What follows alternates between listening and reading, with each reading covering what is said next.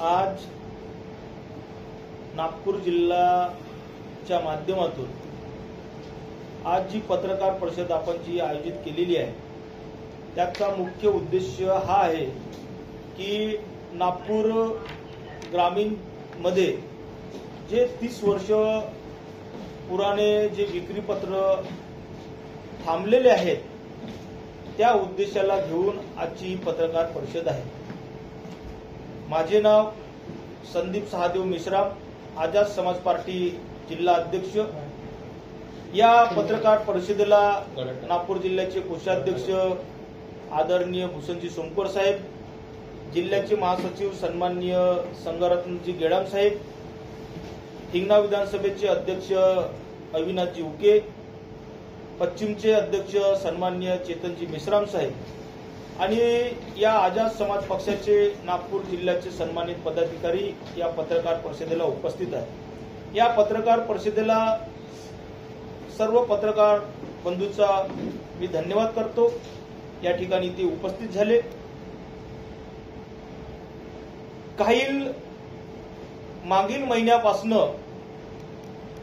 या नागपूर जिल्ह्यामध्ये जे रिसेलचे जे विक्रीपत्र आहेत ते विक्रीपत्र नागपूर शहरामध्ये जे रजिस्टर ऑफिस आहेत त्या रजिस्टर ऑफिसमध्ये विक्रीपत्र बंद आहे असे सांगितले जाते। परंतु काही रजिस्टर्स ऑफिसमध्ये काळ्या पैशाची देवाणघेवाण करून विक्रीपत्र होतात आणि त्यांना विचारणा केली की का बरं विक्रीपत्र बंद आहेत तर ते सांगतात की वरून आहेत आणि वरच्या अधिकाऱ्याला विचारणा केली तर ते अधिकारी सांगतात वरून आहे आणि वरूनच मुळातच म्हणजे कोण तर असं लक्षात येते की या नागपूर जिल्ह्याचे पालकमंत्री सन्माननीय चंद्रशेखर बावनकुळे, या राज्याचे महसूल मंत्री सन्माननीय चंद्रशेखर बावनकुळे यांच्या माध्यमातून या नागपूर जिल्ह्यामध्ये रिसेलचे जे विक्रीपत्र आहेत ते बंद आहेत आणि त्यांना का बरं बंद आहेत अशी विचारणा केली असता असं लक्षात येते की ते 1961चा कायदा सांगतात। परंतु 1961च्या कायद्या अंतर्गत जर आता विक्रीपत्र बंद आहेत मग आतापर्यंत तुम्ही जे करत आलात ते काय आणि याला कारणीभूत कोण आहे? याला कारणीभूत काय? तो खालच्या थरातला माणूस आहे ज्यांनी आपले मेहनतीचे पैसे घेऊन विक्री केलेली आहे प्लॉटची।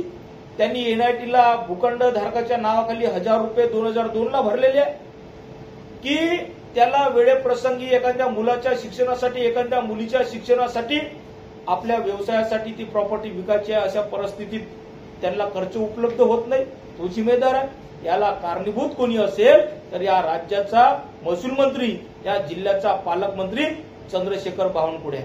या पत्रकार परिषदेच्या माध्यमातून चंद्रशेखर बावनकुळे साहेबांना हे सांगायचं आहे मला की तुम्ही मुळातच या विक्रीपत्र जे रिसेलचे जे विक्रीपत्र आहे ते तुम्ही चालू केले नाही तर 5 तारखेला आझाद समाज पक्षाच्या माध्यमातून नागपूर बंदचं आवाहन आम्ही आजच्या माध्यमातून करत आहोत आणि त्या ठिकाणी आझाद समाज पार्टी, भीम आर्मी, भारत एकता मिशन, मिशन 78 चे सर्व पदाधिकारी असतील, कार्यकर्ता असतील आणि त्या ठिकाणी कुठल्या प्रकारचा अनुचित प्रकार घडला तर याला जिम्मेदार इतकी शासकीय प्रशासकीय यंत्रणा आणि या जिल्ह्याचे पालकमंत्री चंद्रशेखर बावनकुळे राहतील। कारण कोणतेही कारण नसताना या राज्यामध्ये ज्या प्रकारे जी हुकुमशाही चाललेली आहे याला कारणीभूतच या राज्याचे पालकमंत्री महसूल मंत्री आहेत।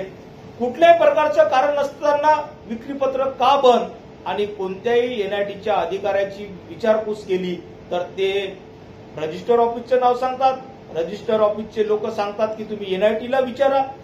मग एकेकाळी 2002 मध्ये नागपूर शहरामध्ये एनआयटी आली। एनआयटीने 1000 रुपये आवेदन शुल्क घेतलं आणि 25-30 वर्षाच्या अगोदर 1000 रुपये आवेदन शुल्क न घेताना, त्यांना कुठल्याही प्रकारचं डिमांड नोट न देताना, त्यांना आरएल न देताना काय त्या सर्वसामान्य माणसाची गलती आहे की त्यांनी एनआयटीला 1000 रुपये घेतले, आवेदन केलं तर याला सर्व जबाबदार इतकी शासकीय प्रशासकीय यंत्रणा आहे। आणि ज्या 5 वर्षांनी ज्या निवडणुका होतात, आम्हाला जनमानसाच्या रक्षणासाठी, हितासाठी, न्यायासाठी म्हणून एक प्रतिनिधित्व नेमला जातो। तो प्रतिनिधी काय इथं झक मारायचं काम करत आहे?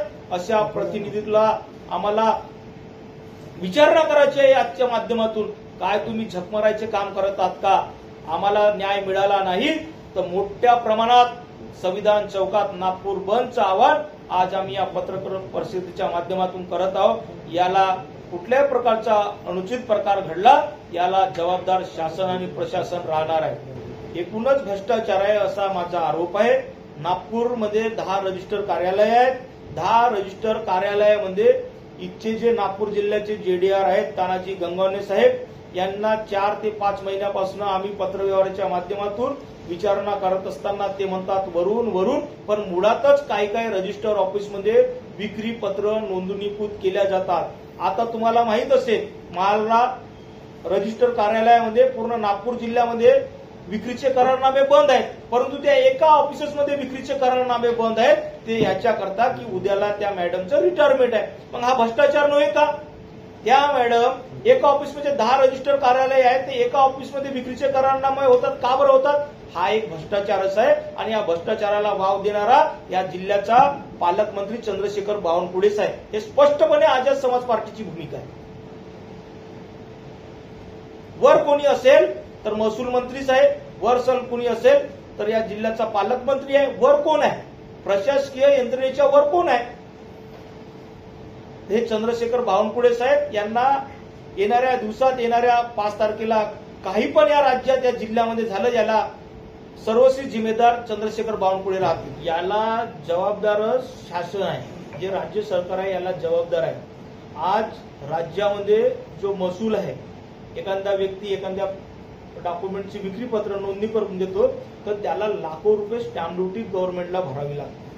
आणि ती स्टॅम्प ड्युटी या 4 ते 5 महिन्यात 100%हून 50% आल्या। त्याला कारणीभूत जरी कोणी असेल तर ते राज्य सरकारच आहे। अशा प्रकारचे जे नियम अडथळे निर्माण करून जे विक्री पत्र त्यांनी थांबवलेले आहेत, याच्या मागे मोठा एक बिल्डर लॉबीचा हात आहे। कारण की सर्वसामान्य जो माणूस आहे हा मिळेल त्या ठिकाणी आपलं वास्तव्य करण्याची भूमिका ठेवतो, त्या ठिकाणी घर बांधण्याचं काम करतो, परंतु त्या ठिकाणी ती प्रॉपर्टी स्वस्त दरात न घेता त्यांनी महाग दरात घेतली पाहिजे आणि एका बिल्डर विशिष्ट लॉबीला त्याचा फायदा मिळाला पाहिजे। त्या उद्देशाने या राज्यामध्ये, या जिल्ह्यामध्ये त्यांनी विक्रीपत्र थांबवलेले आहेत। मुळातच हे लक्षात येत आहे। तुमच्या आंदोलनानंतरही यावर काही मार्ग निघाला नाही तर पुढचा तुमचं काय पाऊल लागणार आहे? या आंदोलनाने याच्यावरती कोणताही पर्याय निघाला नाही। ते येणाऱ्या दिवसात करो या मरो ची भूमिका आझाद समाज पक्षाची राहील।